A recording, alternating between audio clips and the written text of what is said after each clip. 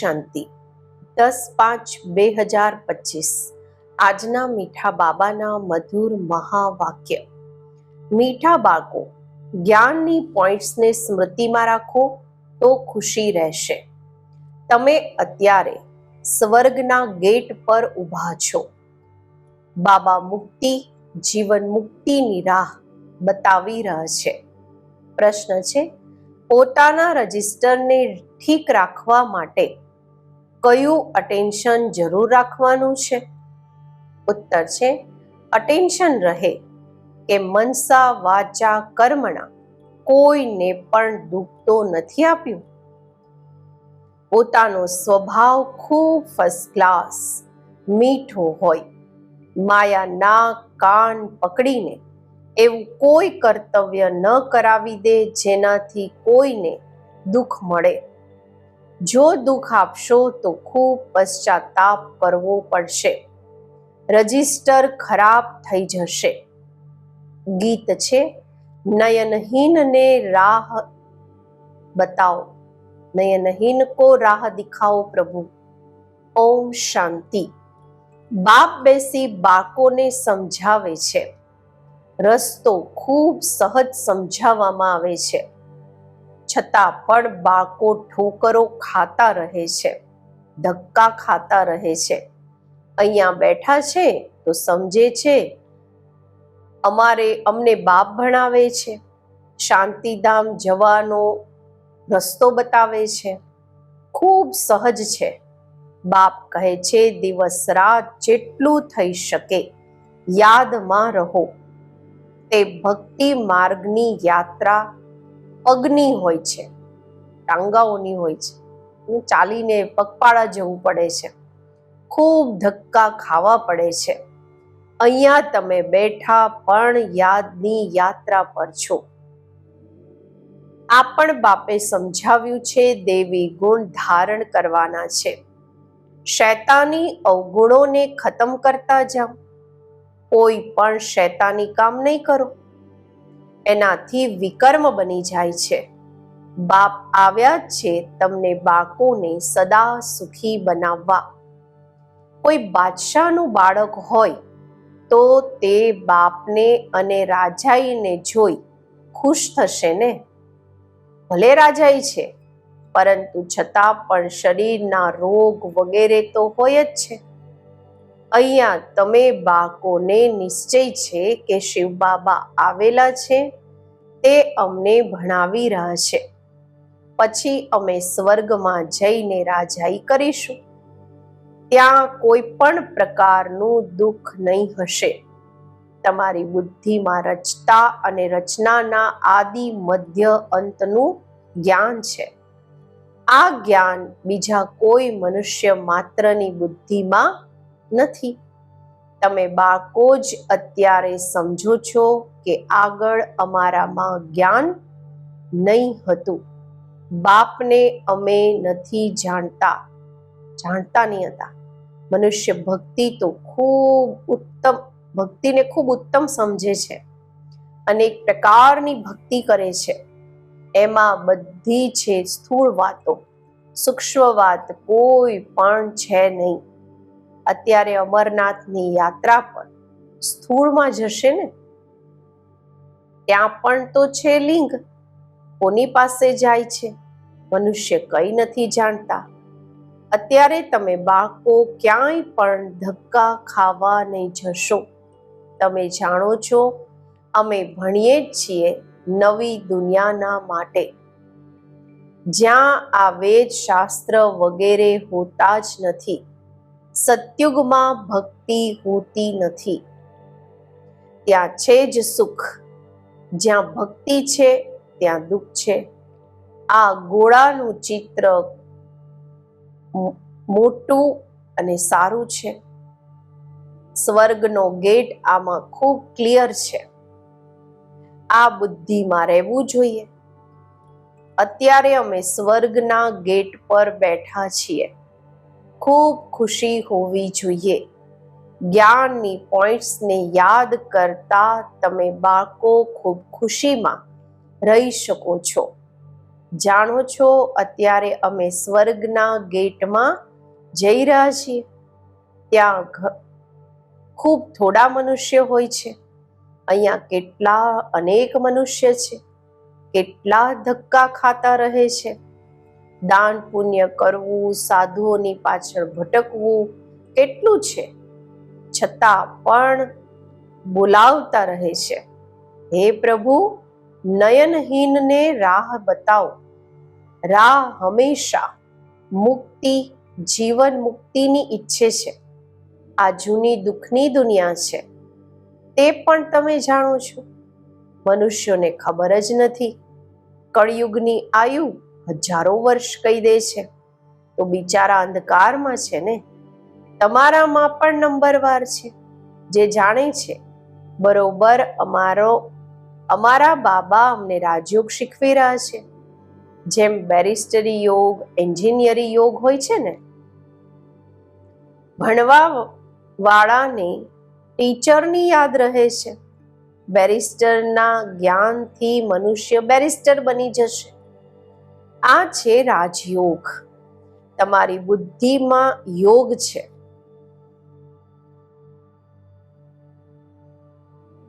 બાબા કહે છે, અમારી બુદ્ધિનો યોગ છે પરમપિતા પરમાત્માની સાથે.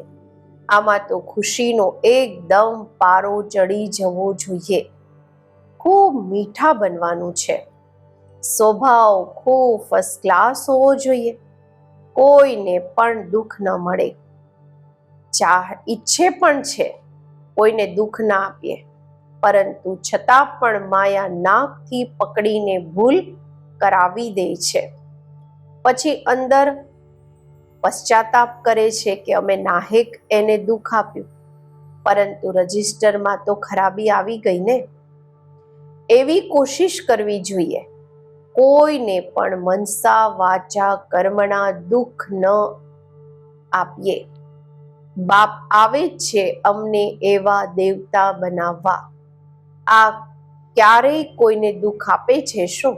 બ્રહ્મા બાબા લૌકિક ટીચર ભણાવે છે, દુઃખ તો નથી આપતા ને.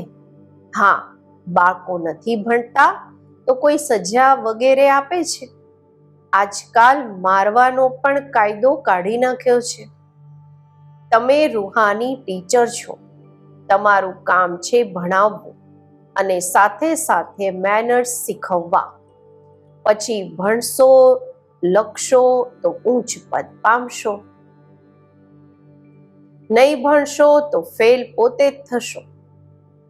ભણી ગણીને ઊંચું પદ મેળશે, નહીં ભણીએ તો ફેલ થઈશું. આ બાપ પણ રોજ આવીને ભણાવે છે, મેનર્સ શીખવે છે. શીખવવા માટે પ્રદર્શની વગેરેનો પ્રબંધ રચે છે. બધા પ્રદર્શની અને પ્રોજેક્ટર માંગે છે. પ્રોજેક્ટર્સ પણ હજારો લેશે.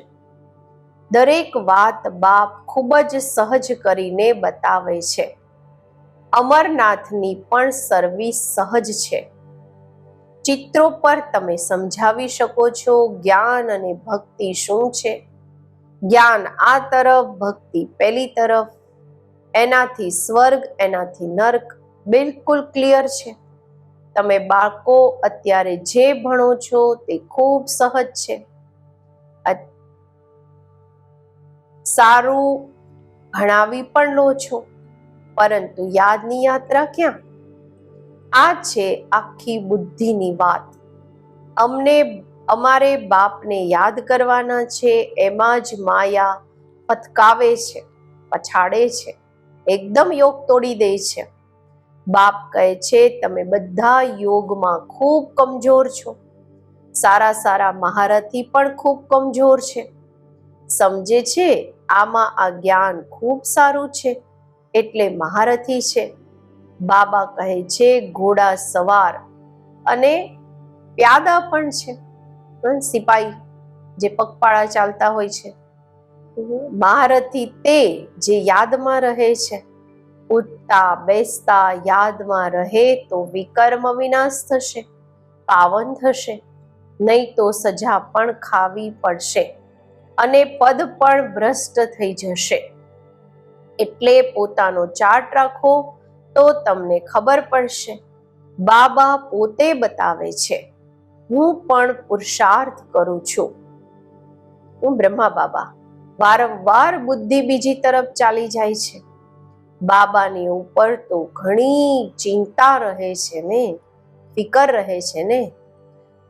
તમે તીખા જઈ શકો છો, તમે મારાથી આગળ જઈ શકો છો, બાબા કહે છે, છતાં સાથે પોતાની ચલણ પણ સુધારવાની છે. પવિત્ર બની અને પછી વિકારમાં પડ્યા તો કરેલી કમાઈ ચટ થઈ જશે.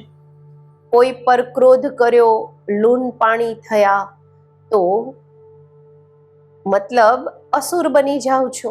અનેક પ્રકારની માયા આવી જાય છે. સંપૂર્ણ તો કોઈ બન્યા નથી. બાબા પુરુષાર્થ કરાવતા રહે છે. કુમારીઓના માટે તો ખૂબ સહજ છે. આમાં પોતાની મજબૂતી જોઈએ, અંદરની સચ્ચાઈ જોઈએ.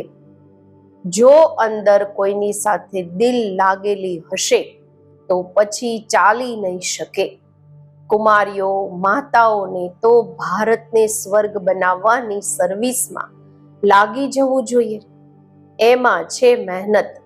મહેનત વગર કંઈ પણ મળતું નથી. તમારે 21 જન્મના માટે તમને રાજાઈ મળે છે તો કેટલી મહેનત કરવી જોઈએ. તે ભણતરમાં બાબા એટલા માટે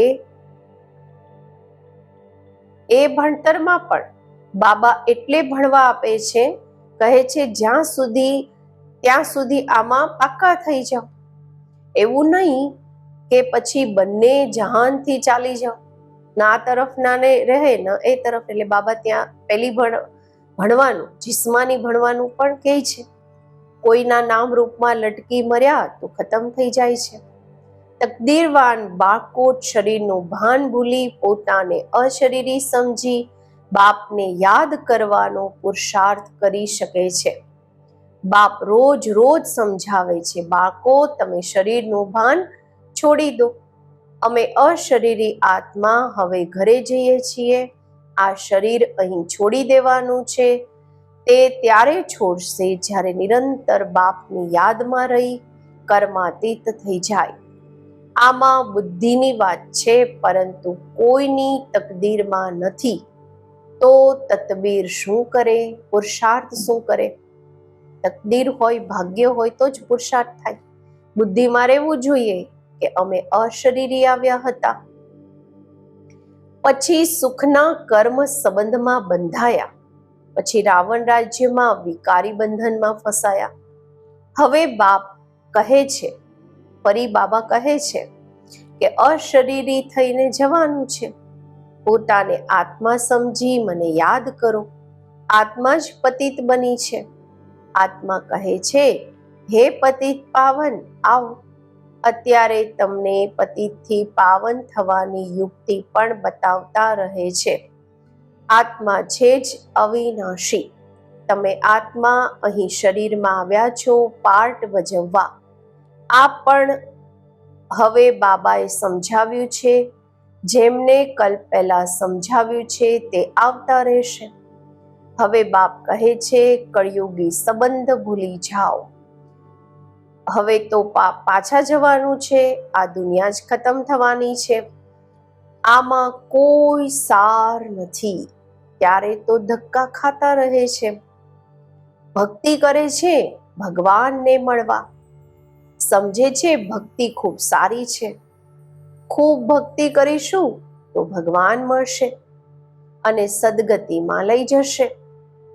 અત્યારે તમારી ભક્તિ પૂરી થાય છે. તમારા મુખથી હે રામ, હે ભગવાન, આ ભક્તિના અક્ષર પણ ન નીકળે.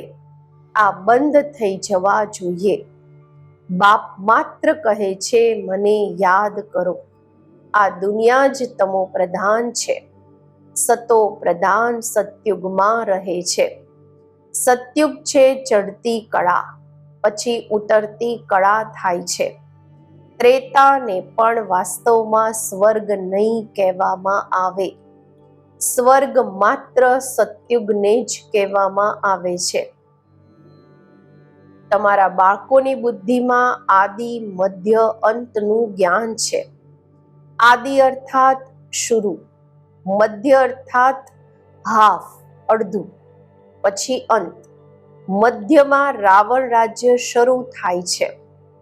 બાપ ભારતમાં જ આવે છે. ભારત જ પતિત અને પાવન બને છે.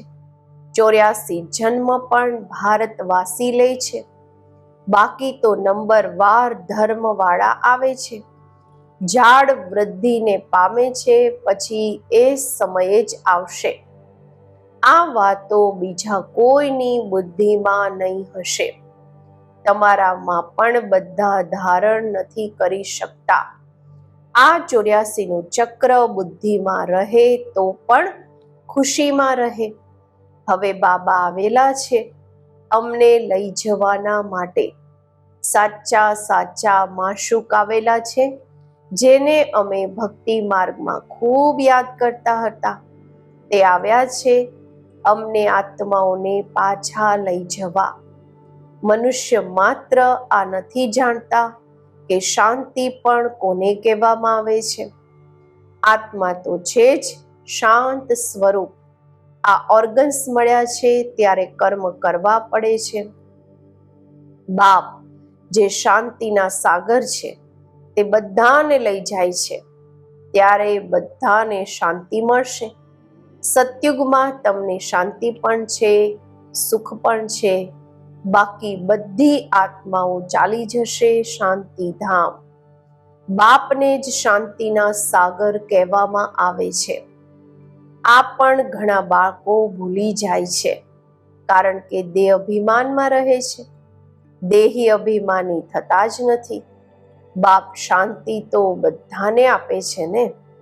ચિત્રમાં સંગમ પર જઈને બતાવો. આ સમયે બધા શાંત છે. સતયુગમાં તો આટલા ધર્મ હશે જ નહીં. બધા શાંતિમાં ચાલી જશે. ત્યાં દિલ ભરીને શાંતિ મળશે.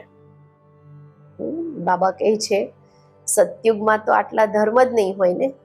બધા સુખ અને શાંતિમાં ચાલી જશે. બધી આત્માઓ દિલ ભરીને શાંતિમાં રહેશે. તમને રાજાઈમાં શાંતિ પણ છે, સુખ પણ છે. સતયુગમાં પવિત્રતા, સુખ, શાંતિ બધું છે તમને. મુક્તિધામ કહેવામાં આવે છે સ્વીટ હોમને. ત્યાં પતિત દુઃખી હોતા નથી. દુઃખ સુખની કોઈ વાત નથી.